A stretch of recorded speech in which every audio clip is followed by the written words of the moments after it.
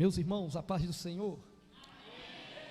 Abra comigo, por favor, o primeiro livro da Bíblia Sagrada, Gênesis, capítulo de número 49, versículo de número 22.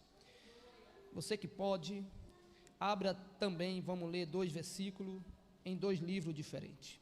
Gênesis, capítulo de número 49 e 1 Coríntios, capítulo de número 15.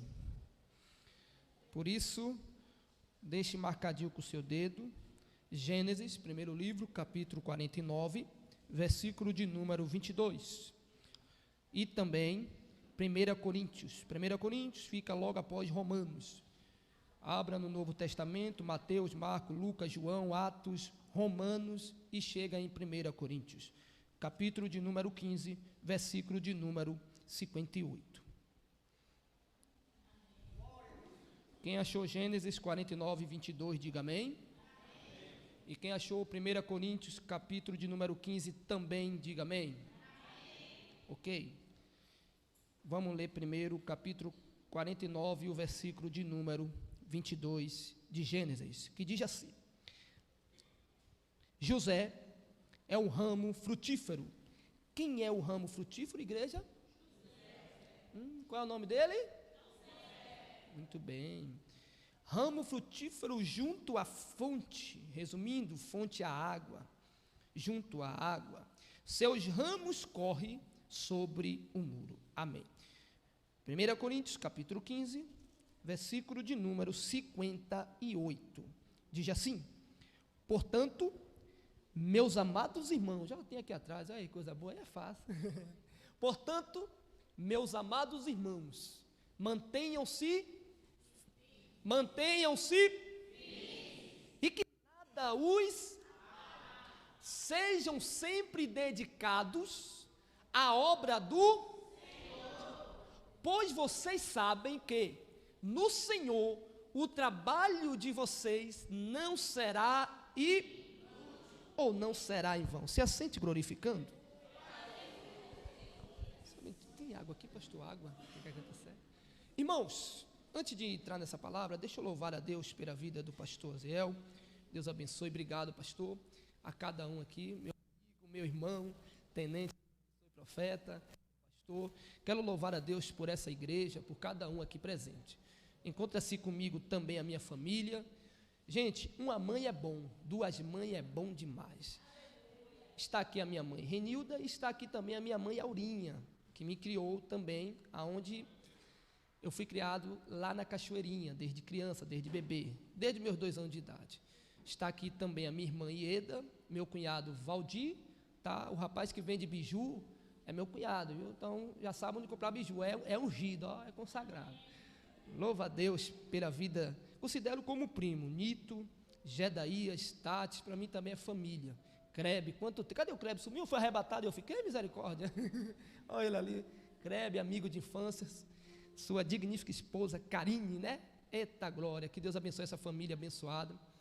Gente, eu viajo por alguns lugares desse Brasil pregando, alguns estados, mas nada melhor do que estar pregando junto com a família.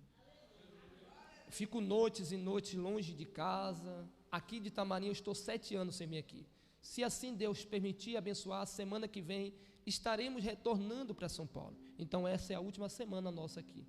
E para mim é motivo de muita alegria estar com a família, porque a família dá saudade, a gente sente falta. Louva a Deus pela vida da minha tia Maria, que está aqui também, minha tia de sangue, de carne. O Gustavo, né?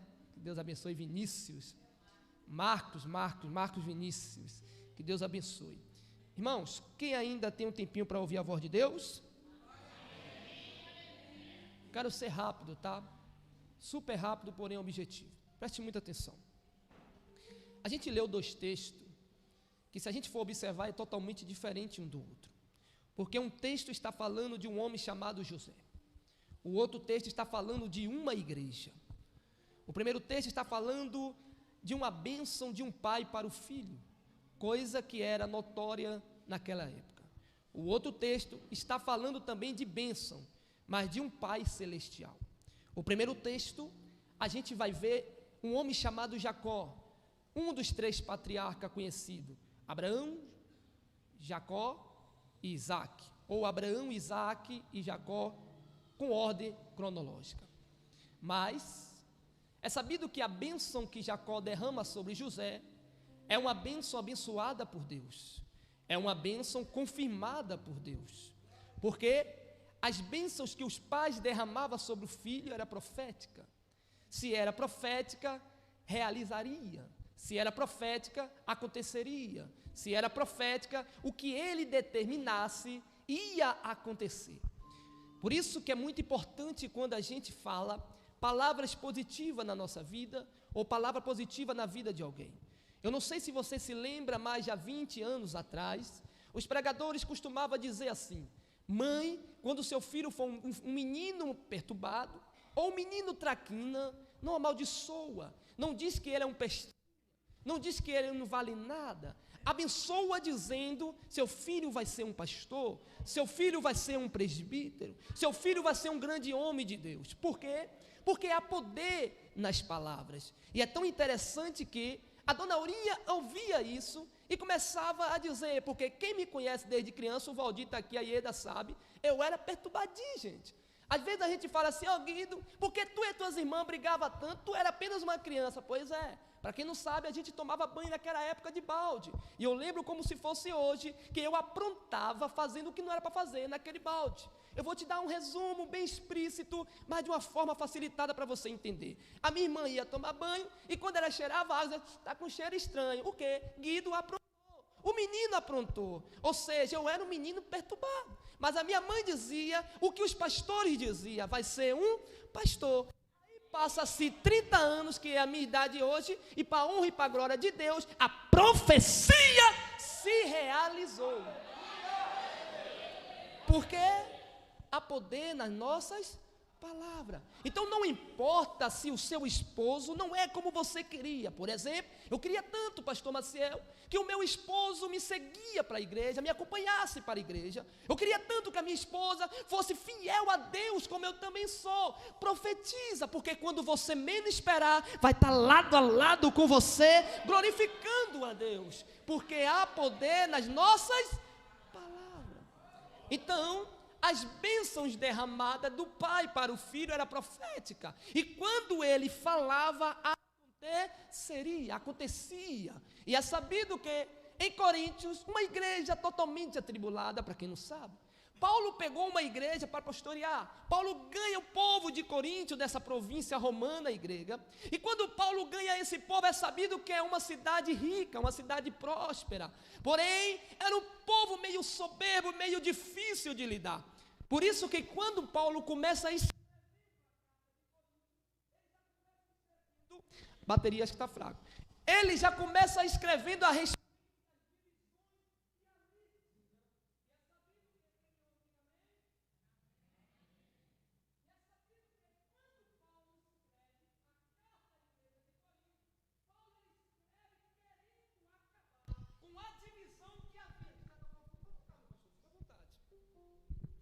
E é sabido que ele queria acabar com uma divisão que havia dentro da igreja de Corinto. Por quê? Porque havia ali alguns que diziam: olha, eu sou de Apolo, e tu, eu sou de Paulo, e tu, eu sou de Pedro. Aí, como não bastasse um dizer que era de Apolo, outro dizer que era de Paulo, e outro dizer que era de Pedro, aparecia aquele que era mais soberbo e dizia: tu é de quem? Eu sou de Paulo. Oxe, eu vou te dizer de quem eu sou é de Jesus.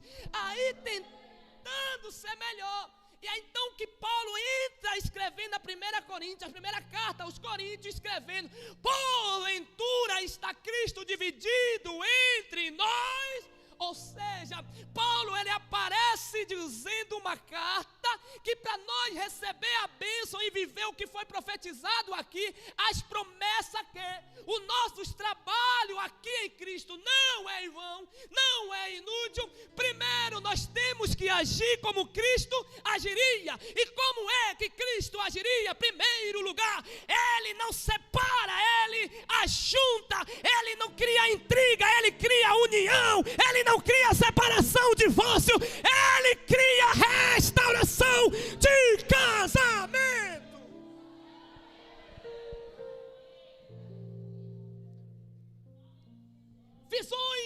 diferente. Não quer dizer que a gente tem que se afastar, se separar. Por quê, varão? O pastor falou aqui a respeito do evento onde igrejas irá cooperar. A gente sabe que igreja tal, por ética agora, porque hoje tudo é crime, tudo é cadeia, é um negócio meio bagunçado, sabe? Então, por ética, deixa eu dizer uma coisa aqui. A gente sabe que a igreja tradicional, ela trabalha de uma forma. A pentecostal trabalha de outra.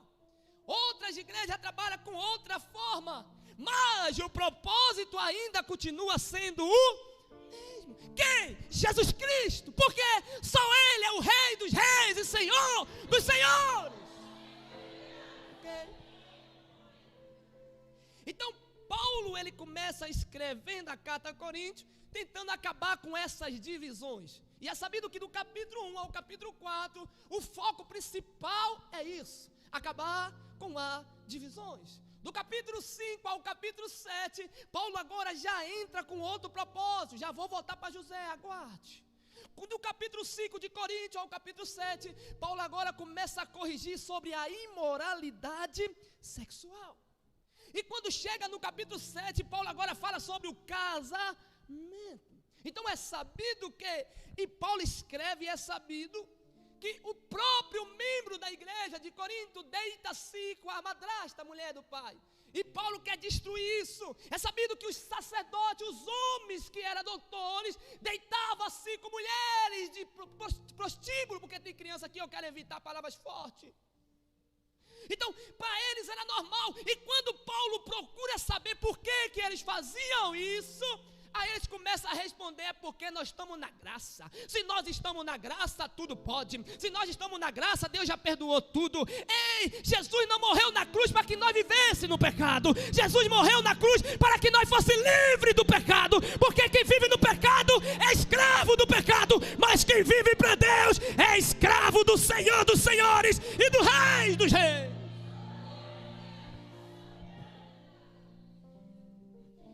Não confunda a graça com tudo pode. Porque a graça de Cristo, favor imerecido, o que Ele está dizendo para nós é: olha, vocês não tinham nenhuma chance de entrar no reino dos céus. Porque ninguém é digno de entrar no céu, porque todos pecaram e foram excluídos da glória de Deus. Aí o apóstolo João, ele tem uma visão e vê um livro, e o livro está selado com 7 selos, e ninguém era digno de abrir o livro, até aparecer Jesus. O que é graça? Graça é simples de eu e você entender. Nós merecia o inferno, a graça nos leva para o céu. Nós merecia ser condenado, a graça nos dá outra oportunidade. Nós merecia não estar aqui, mas a graça nos trouxe aqui para nos aproximar de Deus. Ok, aí do capítulo 8 até o capítulo 10 fala sobre a comida. Do capítulo 11 até o capítulo 14 fala sobre a bagunça que tinha nos cultos. Mas eu não quero chegar nesse detalhe. Mas no capítulo 15, onde a gente leu, Paulo agora está escrevendo porque estava tendo umas pregações ao contrário da pregação dele. E a pregação era essa: olha, vocês fazem tudo isso por Deus, para Deus, pela obra, mas quando morrer, tudo acaba. Deixa eu pegar um pouco mais pesado aqui. Cuidado com esses pregadores, porque eu conheço pregador que diz que o inferno é aqui. Ah, meu amigo, se o inferno fosse aqui, a Bíblia estaria mentindo. Se o inferno fosse aqui, ninguém queria ir para o céu. Se o inferno fosse aqui, todos queriam morar no inferno. Porque a terra não é ruim. A terra tem muitas coisas boas, feitas por Deus. O que é ruim na terra é o sistema corrupto. O que é ruim na terra são pessoas que se corrompem ao pecado. O que é ruim na terra são pessoas que se afastam de Deus e vivem na prática do erro. Isso é o ruim da terra. Porém, para quem diz que o inferno é aqui, que o inferno não existe depois daqui. Aqui ele pode acreditar que o inferno não existe, mas 1 minuto no inferno, tudo que ele vai querer é voltar para aqui e dizer: o inferno não é aqui.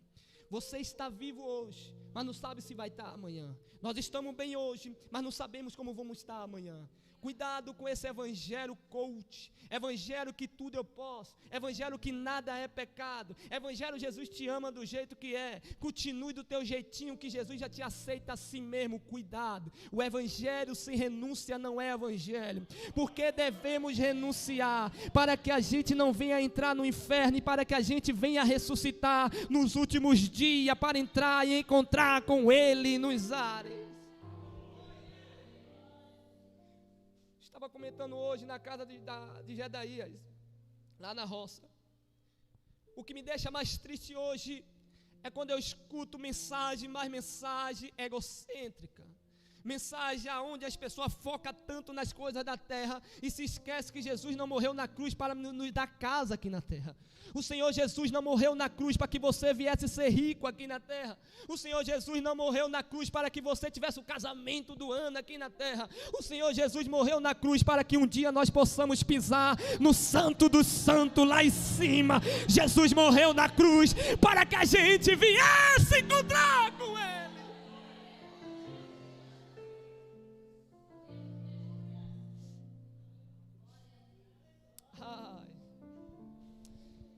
E o povo começa a distorcer a pregação de Paulo. Isso é muito sério, porque não é diferente dos dias de hoje. O que tem de gente distorcendo as pregações dos apóstolos, o que tem de gente distorcendo as pregações dos verdadeiros ministros do evangelho. E é aonde eu quero chegar nessa pregação. Se afasta, não dê ouvido. É o que Paulo nos ensina. A esses se afastais, e nem sequer coma com eles. E é tão interessante que agora eu quero chegar em José. Que José, ele está vivendo o que Paulo está pregando, sem mesmo José conhecer Paulo. O que me chama a atenção é que José está vivendo exatamente tudo o que Paulo falou, se afastando daquilo que o afasta do Senhor. Quer um exemplo? A casa de José, aonde ele era o filho mais novo, aonde ele era o caçulinha, é sabido que os seus irmãos se comportam de forma errônea. E é tão sabido disso que quando Jacó vai abençoar os seus filhos, quando ele começa abençoando Rube, ele diz: ó, Rube, tu pode ser alto e bonito, mas tu deitou-se manchando meu leito, tu deitou-se na minha cama com a minha concubina, ou seja, deitou com a própria mulher do pai. Aí quando chega no segundo filho, em Levi e Simeão, ele diz: vós não controla o vosso furor, maldito seja a vossa ira, está escrito, Gênesis 49, porque quando a vossa irmã foi violentada, vocês usaram de má fé, de mau caráter, e chegou matando todo mundo naquele lugar. Ou seja, a visão que José tinha dos irmãos não era uma visão boa, e era por isso que ele foi jogado na cova, foi jogado num buraco e é vendido. Então José está afastado da sua família. Aí a gente fica preocupado dizendo: varão, eu estou sendo fiel a Deus e passo por luta e passo por prova. Tudo tem um propósito. Guarda essa palavra na tua mente. Tudo tem um propósito. Eu sei que às vezes Deus faz coisa na nossa vida que não é o que a gente quer, mas tem um propósito. Eu sei que às vezes você vai por um caminho que não era o que você queria, mas é Deus dizendo: tem propósito. Guarda essa palavra na tua mente hoje. Aonde você pisar a planta dos seus pés, seja agrada aos seus olhos ou não, tem o propósito de Deus, porque para Ele tudo tem propósito. Deus tinha um propósito com José no Egito, só que o ano passa e esse propósito ainda não é realizado. E a gente sabe que a mulher de Potifar tenta se deitar com José, José foge e ainda é acusado como errado. e ainda é julgado como se tivesse aprontado, mas era Deus lá de cima. José tem propósito, e quando José está preso, ele interpreta o sonho de 2 homens. Quantos homens? É Deus começando a realizar os seus propósitos. Os 2 homens saem, um morre, outro vive, passa-se anos, aí é sabido que agora Faraó tem um sonho, e é onde aquele homem que José interpretou o sonho, lembra-se de José, é Deus dizendo: lembrei do meu propósito e vou começar o meu propósito. O que é que Deus está falando aqui, pastor Maciel? Ele está dizendo: aqui tem crente que está chegando o grande propósito, está chegando o tempo do propósito. Isso aqui é só para quem crê. Isso aqui é só para quem está passando prova e mais prova, etapas e mais etapas, níveis e mais níveis, parece que não sai desse nível. E Deus está dizendo: fique tranquilo, porque você já chegou no último nível. Está chegando o momento de você viver os meus grandes propósitos. Os meus grandes propósitos. Por quê, pastor Maciel? Porque não é em vão o vosso trabalho no Senhor. O que é que Deus está dizendo aqui? Passa por luta, mas não abandona Deus. Passa por luta, mas não abandona o meu nome, porque vou realizar o meu propósito. Escute isso aqui. E agora eu começo a pregar. Só a introdução. A palavra que José recebe é: tu serás ramo frutífero. E a palavra que Paulo dá à igreja de Coríntio é: o vosso trabalho não é em vão no Senhor. Ok? José permaneceu fiel. E Paulo está dizendo para a igreja que se permanecer fiel, não será inútil o seu trabalho. É a mesma coisa.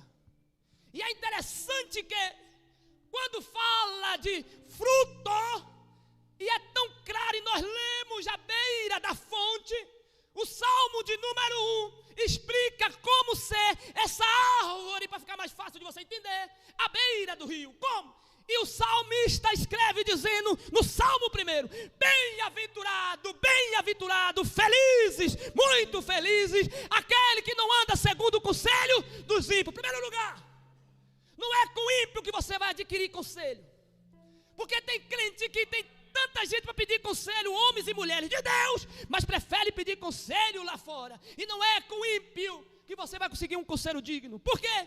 O ímpio ele vai dizer: tá ruim, tá, tome uma que melhora. Vai para a farra que melhora. Mas quando é homem e mulher de Deus, vamos orar, porque Deus vai revelar. Vamos orar, porque Deus vai falar. Vamos orar, porque Deus vai dar uma solução. Então, bem-aventurado é o varão que não anda segundo o conselho dos ímpios, nem se detém nos caminhos dos pecadores. Ou seja, caminho.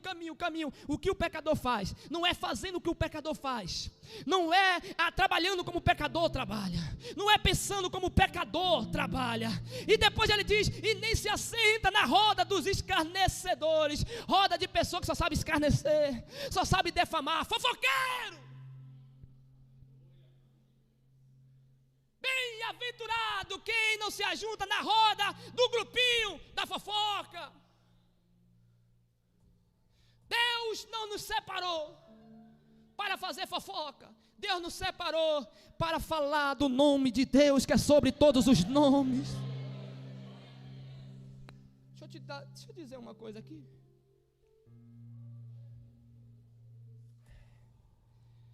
A gente sabe que quando o pregador prega bem, um cantor canta bem na casa de Deus, mas se afasta, a primeira coisa que muitos dizem: você viu o cantor que caiu? Eu vi. Ih, rapaz, aquele nunca foi crente. Você viu aquele pregador que pregava bem, era uma bênção? Caiu. É a primeira coisa que fala. Mas me mostra a mãe dessa pessoa falar assim: você viu meu filho? Eu vi. Meu filho nunca foi crente, sem vergonha. Nunca. O que é que a mãe fala, pastor Marcel? Meu filho caiu, vamos orar, pastor, para ele voltar. O meu irmão se desviou, vamos orar para que ele retorne para casa. Mas quando é o filho da irmã? Sem vergonha, eu sabia que nunca foi crente, eu sabia. Ó.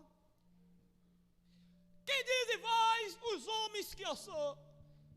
Jesus, um diz que tu é Elias, outro diz que tu é profeta. Aí Jesus fala, mas eu quero saber em vocês. Aí Pedro, tu é o filho do Deus Altíssimo.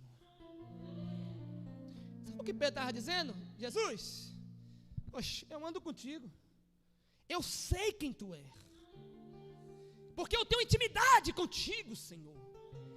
Mas antes de Pedro chegar para Jesus e falar desse jeito, eu sei quem tu é porque eu ando contigo, Jesus, porque eu almoço contigo, nós dormimos, acordamos juntos, nós viajamos juntos, eu sei porque nós comemos na mesma mesa. Antes de Pedro falar isso, o Senhor já diz, ó Pedro, não foi a carne nem o sangue que te revelaste isto, mas o meu Espírito que está no céu. O que era que o Senhor estava dizendo para Pedro? Pedro, tu falaste isto porque o Espírito Santo te tem revelado. Mas para o Espírito Santo te revelar isso, é porque tu tem intimidade com Ele. Porque o Espírito Santo não revela para quem não tem intimidade. Me explica, pregador, agora. Ei, meu irmão, quer saber se é mulher ou homem de Deus? Tem amizade com o Espírito Santo. Porque quem tem amizade com o Senhor não é enganado. Quem tem amizade com o Senhor não é iludido. Quem tem amizade com o Senhor tem discernimento de quando é Deus e de quando não é. De quando é Deus e de quando não é. Enquanto tem gente me olhando com cara de curiosidade, tem pessoas chorando, se derramando em lágrimas aqui, e Deus dizendo, estou te curando de dentro para fora, estou te renovando, estou te trazendo força, estou fazendo caô, meu Deus.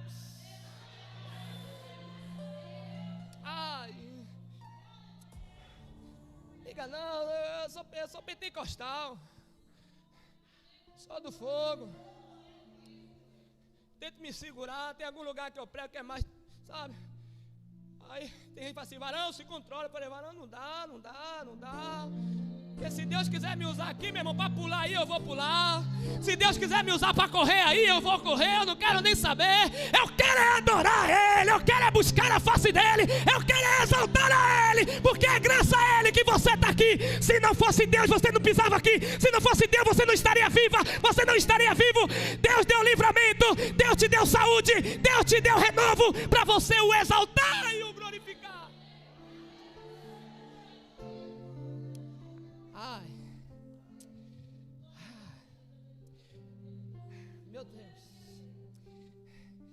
Eu prego em igrejas que não pode correr, não pode dar glória a Deus, não pode dar aleluia. Eu prego em igreja que não pode bater palma. Eu prego em tudo isso, minha mulher sabe disso, minha varoa, chama a mulher de minha costelinha amada. E Deus uma vez falou assim comigo, filho,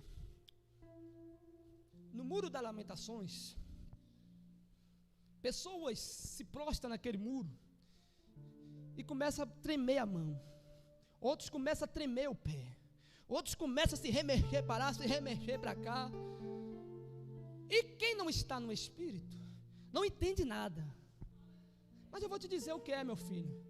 Tem gente que me adora com a boca, mas o coração está longe. Tem gente que não me adora com a boca, mas o coração está me adorando. Tem gente que não me adora com a língua, mas os olhos estão me adorando. Tem gente que não me adora porque é mudo e surdo, mas está me adorando com a mão, pulando. O que é isso? Adora o Senhor com teus pés, com as tuas mãos, com os teus olhos, com a tua boca, com o teu glória a Deus. Adore a Ele porque Ele é digno, rapaz. Tá bom? Agora eu fico mais à vontade. Obrigado, varão. Estou terminando, tá, gente? Antes da meia-noite eu termino, prometo. Ó. Aí é tão interessante que o ramo frutífero à beira do rio, como José foi abençoado por Jacó. Voltando aqui ao Salmo 1, para nós chegar a ser um fruto, uma árvore à beira do rio, o Salmo 1 define isso. Aí quando chega no verso 2 diz, mas antes medita na lei do Senhor, dia e de noite. Aí quando chega no 3, aí o salmista diz, pois será como uma árvore plantada à beira do rio, cujas folhas não caem, mas dá o seu fruto na estação certa. O que é que o salmista está dizendo: ser uma árvore frutífera como José foi, em primeiro lugar, é se afastar do pecado e se apegar a Deus. O que é ser frutífero, pastor Maciel? É se afastar dos erros, se afastar das coisas do mal e se apegar às coisas de Deus.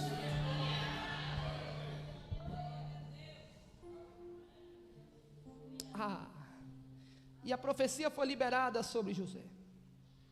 A profecia foi liberada sobre a igreja de Coríntios, que o vosso trabalho não é em vão no Senhor. Fechei a Bíblia. Olha para mim aqui. Está no YouTube. Está no YouTube. Pastor Maciel de Itamarim. Assim é o meu canal. E o meu testemunho está lá. Mas deixa eu falar algo de Deus para vocês. Há 12 anos que eu prego por esse Brasil afora. Hoje eu estou mais pregando em São Paulo. Mas só Deus sabe os processos que eu passei. Minha costelinha e eu nunca cobramos R$1 para pregar e ela para cantar. Mas graças a Deus sempre fomos abençoados. Sem pedir oferta, sem pedir cachê, a gente sempre recebeu oferta, sem pedir. Mas também já passamos pelo processo esse de gastarmos 80, 100, 200 reais para pregar em uma cidade distante, e chegar lá, o pastor nos abençoar com 20 reais. Por isso que eu fiz como Paulo, para não ser pesado a igreja do Senhor, eu costuro tenda, foi o que Paulo disse. E eu, pastor Maciel, para não ser pesado a obra do Senhor e poder sustentar a minha família também, comecei a trabalhar fora. Aí dei uma fechada em algumas agendas longe e comecei a pregar mais perto. Mas, certa feita, por amor à obra do Senhor, eu comprei um Monza 2.0 de 1988, era o ano desse carro. Só que no dia que eu comprei esse Monza, para você que não sabe, eu não tinha nada dentro de casa para comer. Ainda não estava com a minha varoa. Como que isso começou? O meu pastor na época me enviou para pastorear uma igreja. E eu morava atrás da igreja, em um quartinho que não tinha parede. O cano de esgoto passava ali e era um fedor insuportável. Mas era muito bom, porque a minha vida era casa e igreja, oração, subir no monte, era muito bom. Eu não sentia esse sofrimento. Até um dia eu alugar um quartinho fora da igreja. E nessa época que eu aluguei esse quartinho, eu não tinha fogão, não tinha geladeira, não tinha nada. Tinha apenas uma cama que eu ganhei do pastor. Aí depois eu comprei uma geladeirazinha que não gelava nada, era só o nome que era geladeira. Ganhei um fogão velho que não tinha botijão de gás. E eu lembro como se fosse hoje, minha família me ligava e perguntava: meu filho, está tudo bem? E eu olhava assim para o céu e dizia: Deus, o que eu respondo? E Deus dizia: fala que está tudo. Mas não estava bem. A minha família perguntava: Guido, está tudo bem? E eu dizia: está tudo. Mas a pergunta é: estava bem ou não estava? E se eu te responder que para mim, carnalmente não estava, mas espiritualmente, a presença de Deus preenchia tudo. Ok? Eu almoçava na casa do meu pastor quando ele estava. Quando ele não estava, eu ficava com fome. E um dia eu consegui um dinheiro trabalhando. E esse dinheiro dava para me comprar geladeira, dava para me comprar a cesta básica e o botijão de gás. Mas infelizmente, por amor à igreja, eu comprei esse carro. E eu lembro que eu me ajoelhei e falei: Senhor, eu posso comprar esse carro? De quem era o carro? Do meu ex-patrão. E eu falei: Senhor, eu posso comprar esse carro? Só que eu fiz como muitos crentes fazem. Pergunta a Deus e Ele mesmo responde: pode. Eu falei: não foi Deus que falou, fui eu mesmo. Posso comprar, Senhor? E eu falei: posso, né, Senhor? Obrigado, vou lá comprar. Nem tive a certeza. Sabe aqueles casal que falam assim: oh, Jesus, posso namorar com ela, com ele? Obrigado, Senhor. Aí o Senhor chega e diz: tu já está namorando, está me perguntando mais o quê? Ô, Senhor, posso casar com ele? Oxe, casou antes de perguntar, está falando do quê? Eu fiz desse jeito. E eu comprei esse carro. No primeiro dia que eu comprei esse carro, eu peguei esse carro de um bairro como da Cachoeirinha aqui. E eu lembro que no meio do caminho a gasolina acaba. Sorte minha que eu parei de frente a um posto de gasolina e comprei R$5 de álcool fiado. Deus foi tão bom comigo que o frentista vendeu fiado aquele álcool. E quando eu entro dentro desse carro e vou para minha casa, isso era numa sexta-feira. E nessa sexta-feira tinha um evento que eu fiz na minha igreja em São Paulo, chamado Culto dos Amigos. Quem me ouve, diga amém. Amém. E é interessante que eu deixava o carro em cima, porque eu morava em uma periferia, estrada de chão. Se eu descesse com o carro não subia, estava chovendo. E eu desço para minha casa, deixo o carro lá em cima, um dia frio. Quando eu entro no chuveiro, o chuveiro queima. Eu falei, ô Jesus. Aí eu tomo aquele banho gelado, me arrumo, subo para pegar o carro. Quando eu entro dentro do carro, que eu fecho a porta, o pneu furado. Aí eu desço do carro correndo, coloco o step. Quando eu coloco o step, que eu vou puxar a maçaneta da porta do Monza, quebra a maçaneta. Como que eu entro no carro? Meu irmão, nesse dia eu não saí na carne não, saí no osso, xingando aquele Monza. Eu falei, Monza do Satanás. Primeiro dia que eu comprei, não posso usar. Resumindo, eu fui para a minha igreja a pé. Chegando lá na igreja, cadê os amigos que eu convidei? Só foi 3. E o primeiro que teve a oportunidade de dar uma saudação, falou assim, aqui tem gente que pergunta as coisas para Deus sem sentido. Eu olhei para ele assim, por exemplo, Deus manda dizer que tem gente que pede a Deus um carro e não tira a habilitação primeiro. Eu falei, aí pegou eu não tirei. Não tinha tirado mesmo, hoje graças a Deus sou habilitado. Mas naquela época comprei um carro sem habilitação e Deus, meu filho, tem pergunta, você nem tem que responder. O que é que Deus está dizendo aqui? Tem pergunta que você faz para Deus que já está na sua cara, que não é de Deus, o tempo não dá, senão eu ia falar algo aqui que era muito interessante para você, mas eu creio que vamos ter outra oportunidade. Quem quer que eu volte, diga amém? Ih, pastor, ninguém quer, pastor, olha aí, eu vou para São Paulo, a pé, vou não. Então, resumindo aqui, eu volto para minha casa nesse dia, consciente do que Deus tinha falado comigo. Só que no outro dia, quando eu vou para a igreja, é sabido que eu fiquei o dia inteiro com fome, sem comer só bebendo água, e era culto de Santa Ceia. O pregador não foi, o pastor colocou eu para pregar, preguei sobre a mensagem da cruz. Acabou a pregação, o meu pastor presidente disse assim, Maciel, hoje tu vai jantar na minha casa e depois nós vamos para o monte. Meu irmão, fiquei numa alegria, cheio de fome o dia inteiro, sem comer nada. Ok, fui para a casa do pastor atrás da igreja. A pastora colocou lá, por isso que o testemunho é frango assado. Ela colocou na mesa, a primeira coisa, frango assado, minha mistura preferida. Quando ela colocou o frango assado, não bastou o frango assado, ela colocou também macarronado. Falei, Jesus, eu vou dar lugar com gosto hoje, papai. E foi aonde eu falei exatamente isso. O trabalho para o Senhor não é inútil. Eu falei, não é inútil. Trabalhar para o Senhor não vale a pena. Eu fiquei feliz. Aí, quando a missionária esposa do meu pastor disse, Maciel, pode se servir. Aí as filhas do pastor gritou, pai, os irmãos do monte estão aí fora. Aí o pastor, tampa tudo, vamos orar primeiro. Eu falei, pastor endemoniou.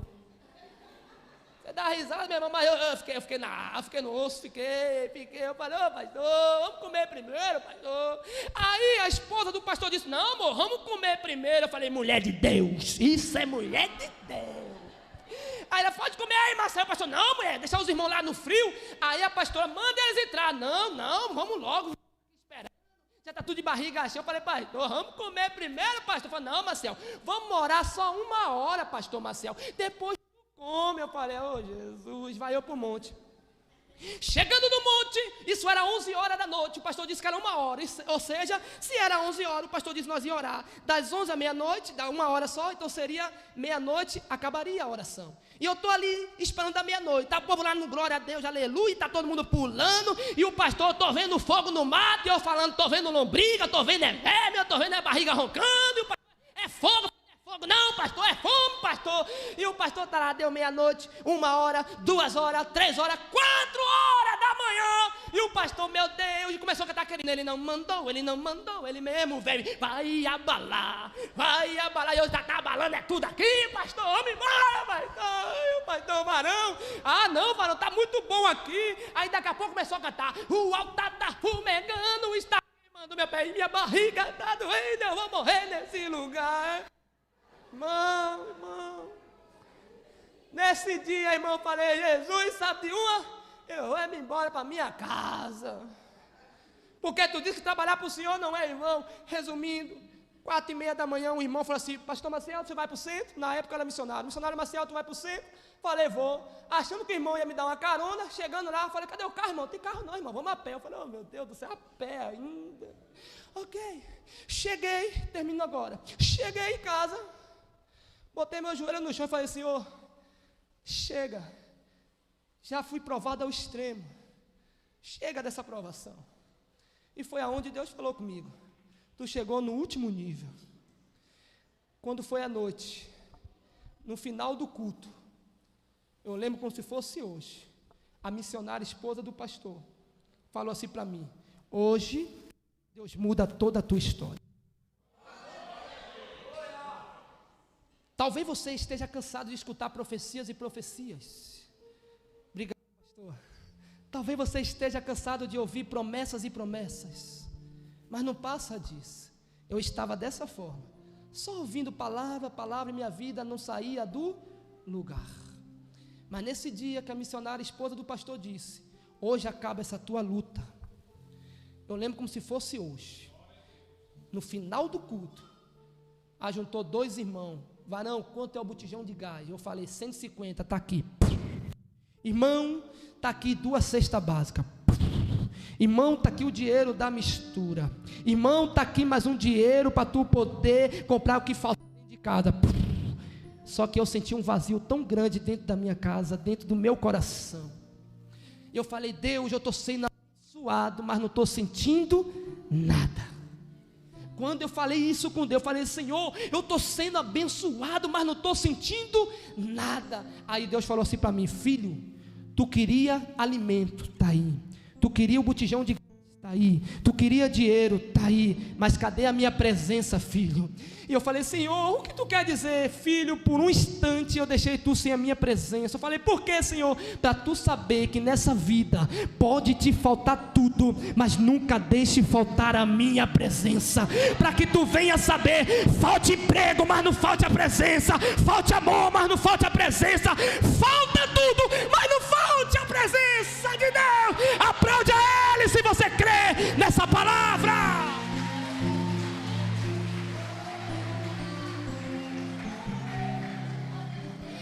E Deus falou assim para mim, filho, atrasar aluguel, nunca mais. Filho, passar fome, nunca mais. E para a honra e para a glória de Deus, hoje eu como do bom e do melhor. E para a honra e para a glória de Deus, nunca mais atrasou aluguel, nunca mais faltou dinheiro, nunca mais faltou nada. O que é isso? É Deus dizendo, eu te honro, filho, eu te honro, filho. Quando Deus falar para você que vai te honrar, rapaz, abraça, pega, segura, porque Deus vai te honrar.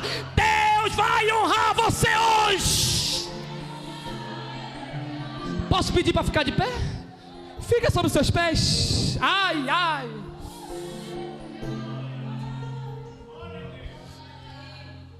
Vai continuar. A noite. Quem sabe canta.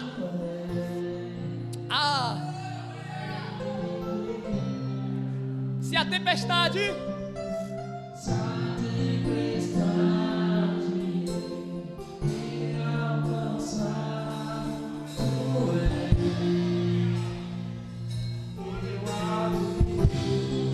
e se o mar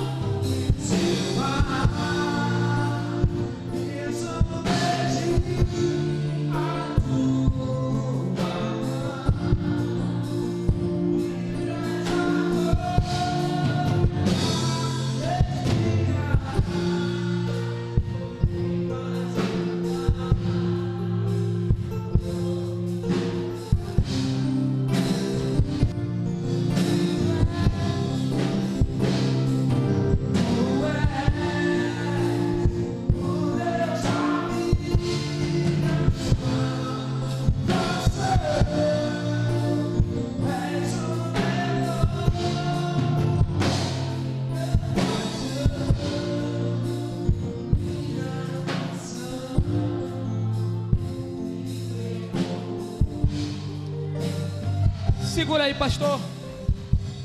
Onde está a primeira alma para Jesus nessa noite? Onde está a alma que quer voltar para casa hoje? Ei, cadê você que se afastou?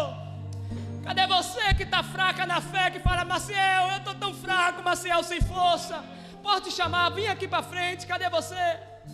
Ei, aqui tem pessoa que diz: Maciel, seria o último culto hoje. Deus está te chamando, vem aqui na frente. Cadê você? Cadê? Vem logo, demora não. Ei, cadê? Oh, aleluias.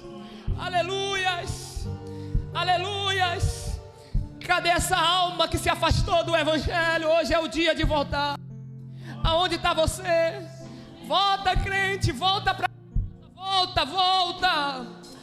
Ei, o Pai está te esperando de braços abertos. Hoje é o grande dia de voltar para casa. Não endureça o teu coração. Aleluias.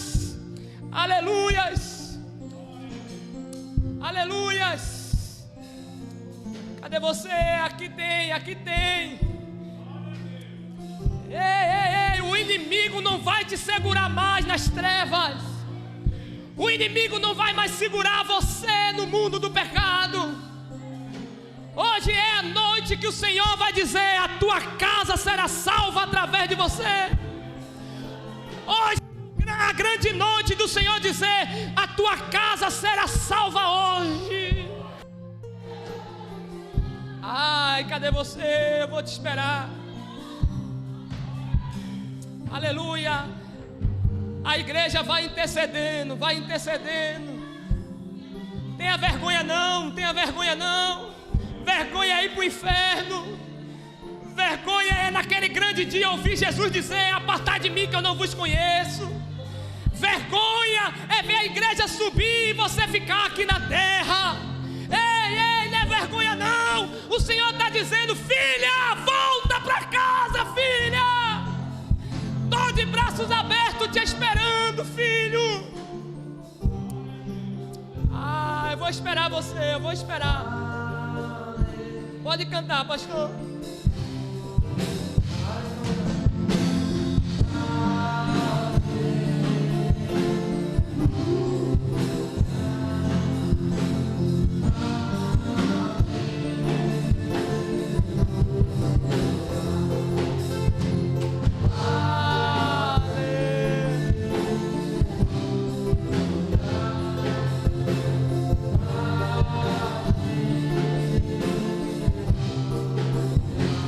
Olha para mim aqui. Deus é tão bom. A Bíblia diz assim: não é por força e nem por violência. Deus é tão bom. Porque tem muita gente, já passei por isso, que eu fiz o apelo e não rendeu a mão com vergonha. Mas quando acabou o culto, pastora, está aqui a minha costelinha amada testemunha. Preguei sobre o juízo final. A pastora da igreja, depois do culto, falou assim para mim: varão, eu quero aceitar Jesus. Eu não aceitei ali porque eu estava com vergonha, porque eu descobri que eu não era crente coisa nenhuma. Ei, Deus é tão bom, que quando acabar o culto, o anjo da igreja está aqui, os pastores estão aqui. Você tem mais uma chance de vir aqui na frente, pessoalmente, e dizer para ele: pastor, eu quero aceitar Jesus, eu quero voltar para casa, eu quero voltar para a igreja. Ei, mas não deixa essa oportunidade passar. Se você quer vir na frente agora, vem. Mas se você quer vir depois do culto, não deixa de vir, porque Deus está dizendo: hoje é noite de salvação. Hoje é noite de salvação.